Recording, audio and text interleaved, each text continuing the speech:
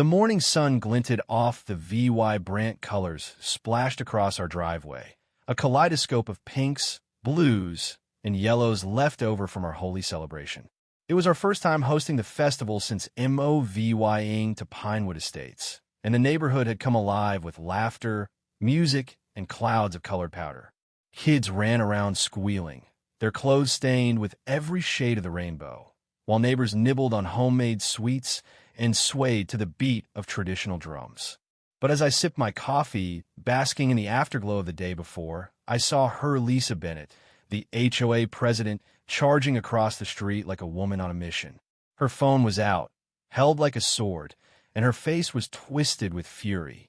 Her pristine sneakers slapped the asphalt as she zeroed in on our house. "What is this mess?" she barked, pointing at the colorful powder dusting our driveway and the sidewalk. "This is vandalism. Graffiti. You need to scrub this off, saw. Her voice climbed higher with every word, drawing curious glances from neighbors peeking out their windows. I set my mug down and stepped forward, keeping my tone steady. "Lisa, this isn't graffiti. We celebrated Holi yesterday. It's a cultural festival, and the powder's harmless." She didn't even blink. "I don't care what you call it. This is destruction of property." She started snapping photos, muttering about fines and violations, her fingers trembling with rage. Before I could say more, my daughter, Anika, and her friends spilled out of the house, still giggling and dusted with pink and blue powder. Lisa's eyes nearly popped out of her head. "You got kids involved in this vandalism?" she shrieked. Without warning, she grabbed our garden hose, cranked it on full blast, and aimed at the kids. They screamed, scrambling for cover as water soaked their clothes and blurred the intricate rangoli patterns my wife, Mira, had spent hours crafting. "Lisa, stop," I shouted, stepping between her and the kids. "You're on our property, and you're ruining our decorations." "I'm calling the cops," she yelled, fumbling for her phone. "This is unacceptable." As she dialed, a patrol car rounded the corner, an officer responding to a noise complaint from the night before. Lisa's face lit up with smug triumph, but she had no idea how this was about to backfire. Mira and I had moved to Pinewood 6 months earlier, drawn to the big yards and friendly VYB. We'd saved for years to buy our dream home, knowing the HOA was strict but fair. We'd followed every rule, even sending a detailed notice 3 weeks before Holi, explaining the festival's meaning, the arrival of spring, the VY Tory of good over EVY land in VY, ting everyone to join. We'd promised to clean up afterward, and the celebration had been a hit. Neighbors who started as curious onlookers ended up tossing powder, dancing, and laughing with us. Even old Mr. Thompson, with his snow-white hair, had a streak of purple across his cheek by the end. But Lisa hadn't joined in. I'd seen her lurking across the street, peering from her perfect colonial house, her scowl deepening with every burst of music. She'd moved from window to window, scribbling notes and talking into her phone. The next morning, before we could start our cleanup, I woke to pounding on our door. No one was there, just angry notes taped to the frame. Property defacement reported, one read. "Violations will face maximum penalties," warned another. I was peeling them off when Lisa stormed up our walkway, her white jeans and tennis VY sore, screaming authority. "Good, you're awake," she snapped. "Clean this mess, saw. We've got a crew coming this afternoon," I said calmly. "The powder's non-toxic, water-soluble like chalk." She crossed her arms. "It looks like gang paint to me. Your crew's too slow." Then she grabbed our hose again, spraying water everywhere, soaking Mira's rangoli and splattering our porch. "Stop," I said, my voice sharp.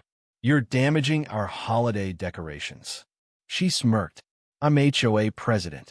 I enforce the rules. Section 12, paragraph 4. No defacing common areas with paint."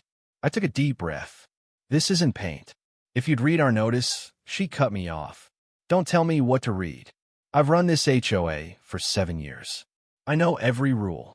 Mira stepped outside with Anika and our son, RAVY, her calm a stark contrast to Lisa's fury.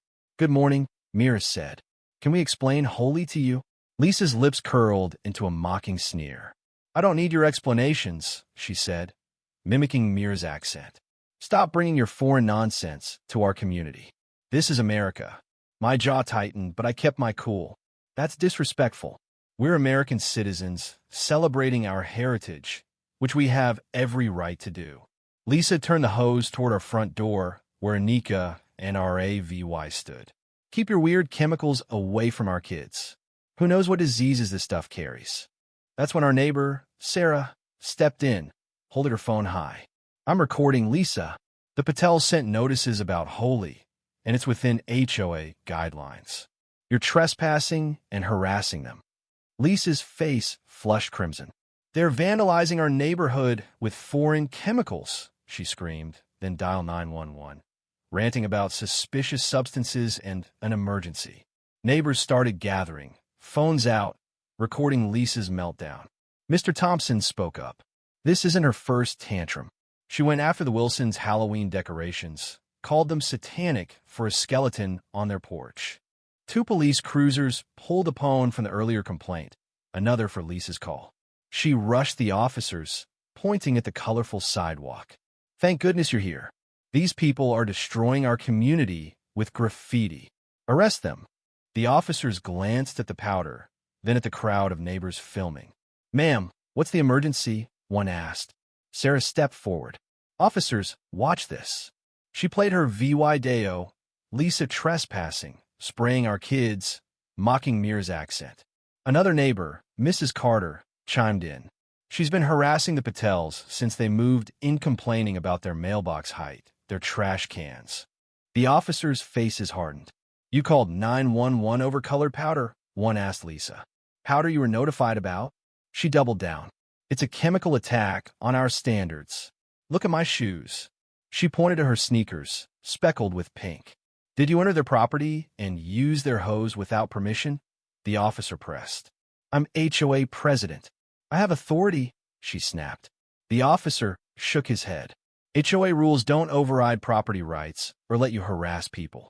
Then came a moment no one expected. Ma'am, turn around and place your hands behind your back, the officer said. Lisa froze. Excuse me. You're under arrest for criminal trespass, harassment, property damage, and filing a false report. Her jaw dropped as handcuffs clicked around her wrists. This is outrageous, she shrieked. My husband's a lawyer. You'll hear from him. The neighborhood watched, stunned, as Lisa was led to the cruiser, still ranting about bylaws and foreign pigments. She shot me a look of pure venom as the door slammed shut. We stood together, shaken but surrounded by neighbors offering support. Mrs. Gupta from down the street brought samosas. We should have stopped her sooner, she said. You're welcome here. The story exploded online, with local news covering Holi's beauty and Lisa's meltdown. She faced charges, a doula, $5,000 bail, and a restraining order.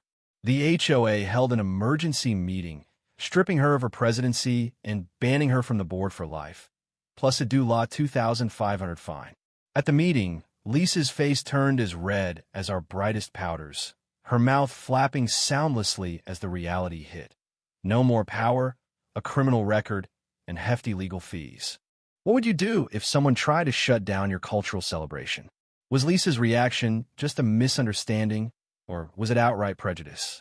Should the HOA have stricter rules to prevent this, or did the community handle it right? Drop your thoughts below, hit that like button, and subscribe if you want to hear your take.